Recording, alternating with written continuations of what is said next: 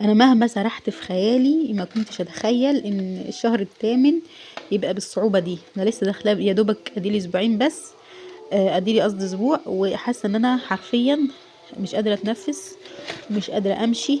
يعني انا ما كنتش بصدق اللي كان بيقولوا لي لا ده انت خلاص هتدخلي في التامن مش هتعرفي تعملي حاجه وهتتقلي اكتر. ما كنتش مصدقه، كنت بقول عادي يا جماعه ايه المشكله، اكيد مش هتقل يعني هعرف امشي. حرفيا انا ما بقدرش اعمل يعني حاجه، وان عملت بعمل بالعافيه. يعني يعني الصراحه الموضوع متعب. مع كمان سكر الحمل بحاول اكل اكل صحي، بحاول انا مش مش باكل اكل صحي بس انا بحاول. يعني النهارده قلت السحور مثلا عملت سلطه ملحتها بسيط عشان الضغط برضو، واكلت بطاطس نص رغيف بطاطس ما كترتش. هو الافضل اصلا قالوا ان انا ما اكلش عيش خالص بس في السحور عشان ما تجوعيش، لان بيقولوا سمعت كذا دكتور بيقول ان العيش بيجوع في السحور. بس انا كمية ما بقدرش استغنى عن العيش الصراحه، فاكلت الصراحه نص رغيف مع طبق سلطه كده. فلا يا جماعه الشهر الثامن يعني متعب قوي. قولي لي بقى انت صايمه ولا مش صايمه؟ ولو بتصومي بتسحري ايه؟ ولو مش بتصومي قولي لي يعني هتعرفي تعوضي الايام دي ولا لا؟ انا عن نفسي بحاول اصوم على قدر الامكان علشان ما ضيعش رمضان، عشان مش عارفه انا هقدر اصوم تاني ولا لا.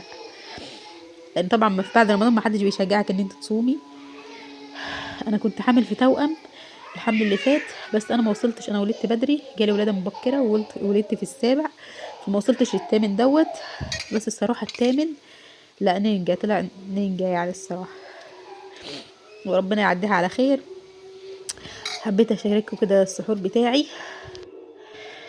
وفي الاخر بقى اكلت ايه؟ علبه زبادي حط عليها معلقه سمسم صغيره. انتي لو انا بس ساعات بسيبها تلين، يعني ممكن قبل ما اتسحر بساعه كده احط فيها معلقه السمسم واسيبها تلين.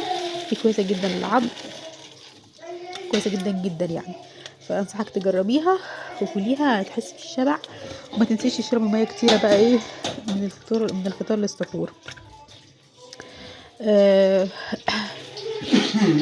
قولي لي بقى بتسحري ايه كده؟ وانت لو يعني انا عن نفسي لما كنت حمل فبحاول اكل اكل صحي بس مش عارفه.